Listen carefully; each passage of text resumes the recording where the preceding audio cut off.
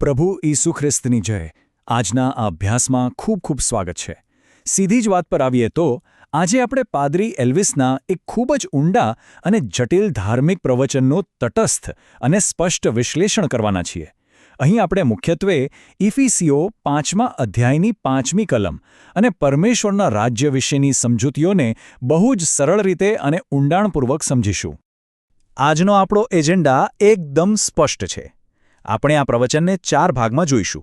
ઇફિસીઓ અને તેની ચેતવણી, લોભને મૂર્તિપૂજા તરીકે સમજવો, ન્યાયની વાસ્તવિકતા અને છેલ્લે રાજ્યનો વારસો મેળવવો.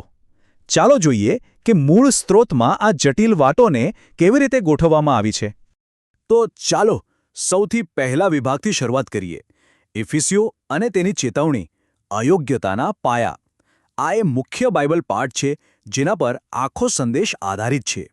પાદરી એલ્વિસ પૌલના પત્રમાંથી આ ચોક્કસ કલમનો સંદર્ભ આપે છે. ઇફિસીઓ 5:5. આમાં સ્પષ્ટ લખ્યું છે કે કોઈ પણ અનૈતિક, અશુદ્ધ અથવા લોભી વ્યક્તિ જે ખરેખર મૂર્તિપૂજક જ છે તેને ખ્રિસ્ત અને પરમેશ્વરના રાજ્યમાં કોઈ વારસો નથી મળવાનો. આ ખરેખર એક બહુ સીધી અને ગંભીર ચેતવણી છે. ઇફિસીઓ 5:5 અને 5:6 પરથી આ લક્ષણો બહાર આવે છે જે સીધા પરમેશ્વરના ક્રોધને આમંત્રણ આપે છે, જેમ કે અનૈતિક વર્તન, અશુદ્ધતા, લોભ અને પરમેશ્વરની આજ્ઞાઓનું ઉલ્લંઘન. સ્ત્રોત મુજબ આ કોઈ નાની ભૂલો નથી. જેઓ આજ્ઞા નથી માનતા તેમના પર જ ઈશ્વરનો ક્રોધ ભડકે છે એવું અહીં સ્પષ્ટપણે દર્શાવાયું છે. હવે આપણે બીજા વિષય તરફ આગળ વધીએ. લોભ એટલે મૂર્તિપૂજા, એક નવા કરારનો દૃષ્ટિકોણ. અહીં પાદરી કોલોસી 3:5નો હવાલો આપે છે, જ્યાં લોભને સીધી રીતે મૂર્તિપૂજા સમાન ગણવામાં આવ્યો છે. વિચારો, આનો અર્થ શું થાય? એ જ કે જ્યારે પૈસા કે સંપત્તિ પ્રત્યેનો પ્રેમ ઈશ્વરની ભક્તિનું સ્થાન લઈ લે ત્યારે તે મૂર્તિપૂજા બની જાય છે. અહીં મૂર્તિપૂજાનો ખ્યાલ માત્ર પથ્થરની મૂર્તિઓ પૂરતો મર્યાદિત નથી રહેતો, પણ તે આપણા હૃદયની આંતરિક ઈચ્છાઓ સાથે જોડાઈ જાય છે. વધુમાં પાદરી રાજા શાઉલના ઐતિહાસિક સંદર્ભને ટાંકે છે. 1 શમુએલ 15:23 શું કહે છે? એ કહે છે કે બળવો કરવો અને હઠ પકડવી એ પણ મૂર્તિપૂજાના પાપ સમાન જ છે. એટલે કે પરમેશ્વરની આજ્ઞા સામે બળવો કરવો એ ખોટા દેવોની પૂજા કરવા જેટલું જ મોટું પાપ છે. આ એક બહુ જ અલગ અને ગંભીર દૃષ્ટિકોણ છે જે આ પ્રવચનમાં મૂકવામાં આવ્યો છે. તો હવે આપણે ત્રીજા વિભાગ પર આવીએ. ન્યાયની વાસ્તવિકતા, છુપાયેલા કાર્યો અને બોલાયેલા શબ્દો. આ વિભાગ ઈશ્વરીય ન્યાયની અનિવાર્યતા પર ફોકસ કરે છે. સભા શિક્ષક 12:14નો સંદર્ભ લઈને પાદરીએ સમજાવે છે કે અંતિમ ન્યાયથી કશું જ છુપાયેલું રહી શકે તેમ નથી. ચાહે તે કાર્ય સારું હોય કે ખરાબ, ઈશ્વર દરેક વસ્તુનો ન્યાય કરશે. મતલબ કે આપણે ભલે ગમે તેટલું છુપાવીને કામ કર્યું હોય, ન્યાયના દિવસે કશું જ બાકાત નહીં રહે. અને આ જ વાત બહુ જ શાનદાર રીતે દર્શાવે છે કે જૂના અને નવા કરારના કાયદાઓ વચ્ચે ખરેખર શું તફાવત છે. જૂના નિયમમાં શું હતું? હત્યા ન કર, એટલે કે માત્ર શારીરિક ક્રિયા પર ધ્યાન.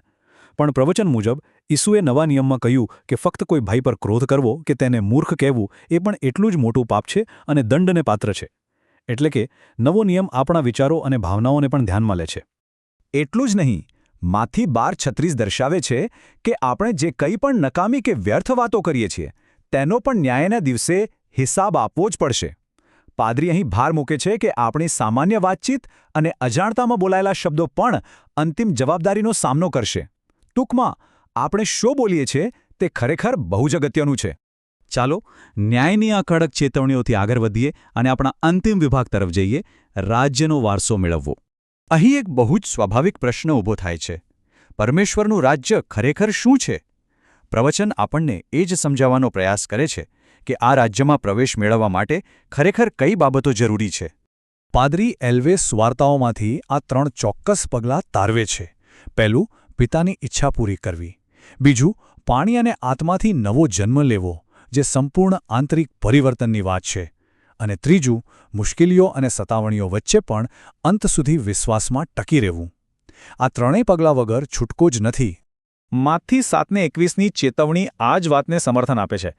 એમાં કહ્યું છે કે ફક્ત મોઢેથી પ્રભુ પ્રભુ કહેવું એ જરા પણ પૂરતું નથી. પાદરી સમજાવે છે કે જ્યાં સુધી સ્વર્ગીય પિતાની ઈચ્છા મુજબ કાર્ય નથી થતું ત્યાં સુધી માત્ર બોલવાથી કાંઈ નહીં થાય. સાચા પ્રવેશ માટે આજ્ઞાપાલન અત્યંત જરૂરી છે. તો અહીં નિર્ણાયક મુદ્દો એ છે કે પ્રકટીકરણ 20:5માં 1000 વર્ષનો ઉલ્લેખ શા માટે કરવામાં આવ્યો છે. સ્ત્રોત સામગ્રીમાં પાદરી ખ્રિસ્તના આવનારા 1000 વર્ષના શાસનનો સંદર્ભ આપે છે. એટલે કે જે લોકો અંત સુધી વિશ્વાસમાં ટકી રહે છે અને આજ્ઞાઓનું પાલન કરે છે તેઓ જ આ રાજ્યમાં ભાગીદાર બની શકશે. આ બધી જ ચર્ચાઓ આપણને આજના અભ્યાસના અંતિમ અને એક બહુ જ વિચારવા લાયક પ્રશ્ન પર લાવીને ઊભા રાખે છે. પ્રશ્ન એ છે કે શું આપણો આજનો આધુનિક વિશ્વાસ ખરેખર આ પ્રાચીન અને અડગ આજ્ઞાઓ સાથે સુસંગત છે ખરો? પાદરી એલ્વિસનો આ ઊંડો ધર્મશાસ્ત્રીય અભ્યાસ એ સમજાવે છે કે ભક્તિ માત્ર શબ્દો પૂરતી સીમિત નથી, પણ તે હૃદય અને કર્મોની કસોટી છે. આ માહિતી પર ચોક્કસ ઊંડાણપૂર્વક વિચાર કરવા જેવો છે. આજના આ સેશનમાં જોડાવા બદલ ખૂબ ખૂબ આભાર.